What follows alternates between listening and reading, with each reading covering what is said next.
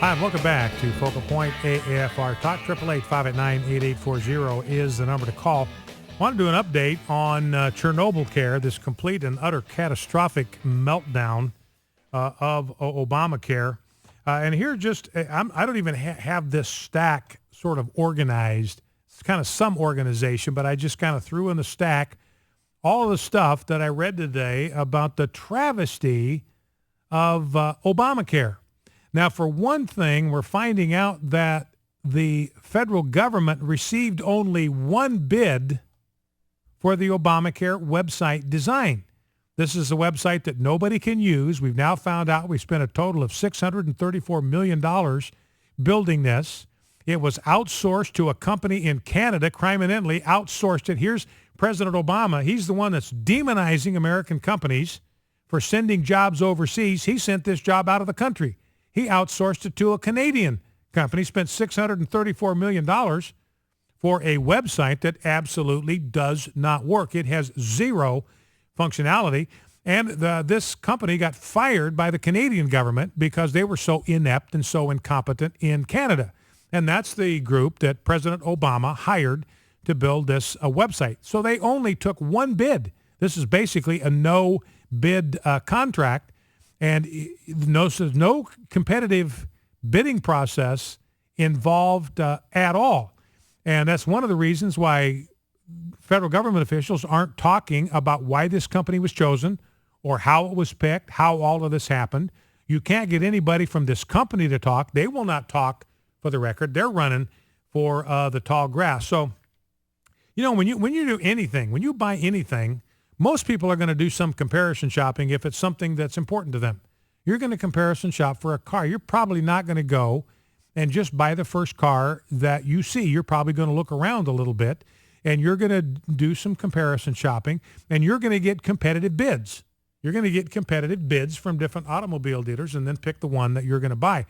And, Forbes magazine had a piece yesterday that one of the reasons that the website was designed to be so difficult is they did not want people to be able to window shop before they set up an account. In other words, it's very, very cumbersome. You go to Amazon right now. I bought some off Amazon the other day. You can go to Amazon. You can browse through their entire catalog of products. You don't have to have an account to do it. You don't have to commit to doing it. You don't have to give them any information whatsoever. You can shop to your heart's content. Window shop. Then if you decide you're going to buy, then you have to set up an account or you activate your account if you already have one set up with them. But it's not until you're ready to buy that you actually have to mess with the business of the account and giving people a credit card number and all of that. Well, what the Obamacare people were afraid would happen is that people would window shop. They would experience such sticker shock. They would be completely freaked out, and they would never come back to the website and set up an account. So they made it very cumbersome. You have to set up an account. You got to give them all this information, all of this personal information. You got to give it to them before you can ever even get any information about the prices of health insurance premiums. And it was very, very deliberate because they knew that once people took a look at what was happening to their premiums, the way they were going through the roof, I got a whole batch of stories in there about that. Probably won't get to them. About just the sticker shock is the phrase that everybody keeps using. People looking and saying, whoa, my deductible has gone up 100 to 400%. The average deductible under a health insurance policy this year is about $1,100 per person. Now, under Obama, it's anywhere from $4,000 to $8,000 per person, double that if you're looking at a couple for your deductible.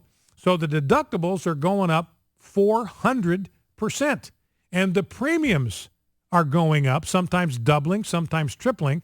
So people are really getting hit with this double whammy. Their premiums are doubling, sometimes tripling, and their deductible is going through the roof. So let's listen to clip number 6. This is the CEO of Aetna. This is one of the major insurance companies. They have pulled out of insurance markets and exchanges in one state after another. It's just not workable. And the CEO says, look, we tried to help them, but it turned out the way they've gone about this thing is completely upside down. Let's listen. Well, that is a big question. I mean, when you implement a project of this size, the first thing you do is unit testing, and then you do application testing, and then you do integrated testing, and then you do scalability testing, and then you do user testing. And that plan is usually a lot longer than some of the application development itself. That's happening on the fly. And so we None of don't... it was done beforehand? All of it's been on the fly. We didn't get code drops until probably the last month before the system went live. So, look, they're doing this all wrong. Now, he knows something about having an internet system to handle clients because he runs one of the largest health insurance companies in the world. And you have this whole sequence of testing that you have to do before you ever go public with that, he called it going wide, before you post it and go public and let people start using it. And none of that protocol was followed. We were getting stuff a month before this thing was supposed to. There's no time to do any testing. And remember, we talked to you about this, that even the government people admitted, look, we're not going to test the security of this system until the day before it's due to go online. We're not even going to test it for security until one day before we go online because we are so far behind the curve.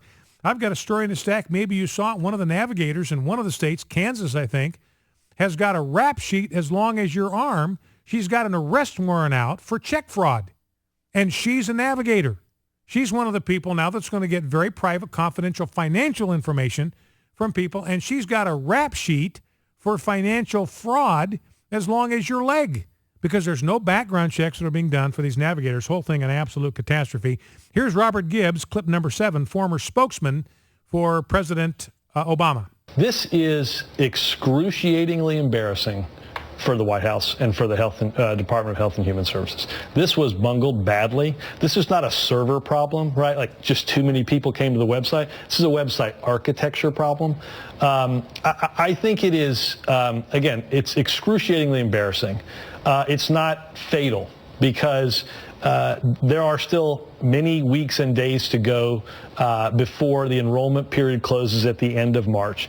I give credit to Al Hunt in his column today. I thought he had an interesting statistic that in the Massachusetts healthcare rollout, people came on average 18 times to the Marketplace website before they signed up for insurance. This is not iTunes. I hear a great album. I'm going to go buy it. Boom, I buy it. And it's a one-time easy transaction. This is healthcare. And right. it's very involved. People are going to take their time with it. But boy, if they don't get these glitches figured out fast, people aren't going to come back for visits 15 through 18. And I will say this, I hope they're working day and night to get this done. And when they get it fixed, I hope they fire some people that were in charge of ensuring that this thing was supposed to work. We knew there were going to be some glitches, right? But these are glitches that go, quite frankly, way beyond the pale of what should be expected. So that's Robert Gibbs. Heads ought to roll over this. This is such a catastrophic level of incompetence. Here's that story on that ObamaCare navigator in Kansas. She has her financial history includes a bankruptcy in 2003, a 2007 civil charge from a local check cashing business for writing a bad check. She's more than $1,700 behind on her state tax bill, and she has an outstanding arrest warrant in nearby Shawnee County. Now, she's somebody that's going to be given confidential and private financial information. And she's got she's going to be given account numbers. She's going to be given IRS information, and she's got serious financial problems herself. She's somebody that shouldn't be allowed within a mile of anybody's confidential information. Well, let's go back to the phones. Let's go to Dean, Richmond, Virginia. Dean, thanks for calling. Thanks for waiting. What's on your mind? Thank you very much, Brian. I've been listening to you and been a supporter of ASA for quite a few years now, and this is the first time I've called, and it is a blessing to talk to you on the phone. Thank you for calling. I haven't heard anybody making a comment on this thing. I use the information I get from ASA, a lot of it, to help me in my ministry. I'm in law enforcement, and I'm ministering to a lot of my officers and a lot of my dispatchers, and we get together and we will have Bible study, and we look at a lot of prophetic things that are happening. And one of my officers actually saw this, and I didn't see it, and he brought it to my attention the other night. And it's funny with this attack that just came out on the ASA. Mm-hmm. Have you seen this commercial that says, "I have your six"? No, I don't know if I've seen that or not. What's it about? Okay. It is a commercial for the U.S. Army. Okay. It has a 6 with a star in it. Uh-huh. the star is that of it can, to me, I contribute it to the star of Satan. Oh, okay. So you're seeing maybe some occult significance in that. It shows each person with their back turned to them, and it says, "I have your 6." Well, each person, each time that they say it, that they run it through, they say 6, 6, 6, and it flashes up on the screen in the background. 6, 6, 6. Could this be a sign that the Army or the military could possibly be the Antichrist militia? Well, so in the background, do you have the number 666? Those 3 numbers displayed on the background in this commercial? They flashed up from left to right. So and there's 3 of them, 3 6s. It is. And wow. With the main 6 in the middle with the star in it. Wow. You'd hope, and I appreciate the call, Dean. I wasn't aware of that. I'll have to look for that. And you certainly hope that that's purely coincidental. But, the number 666, everybody knows that's a bad number from the book of Revelation. I mean, Ronald Reagan even had the street address changed on his house in California because originally it was 666. He said, look, I don't want to live at an address with 666 in it. Please change it. So people are perfectly aware of what those numbers stand for. So you hope it's coincidental. But as Dean said, I mean, who knows?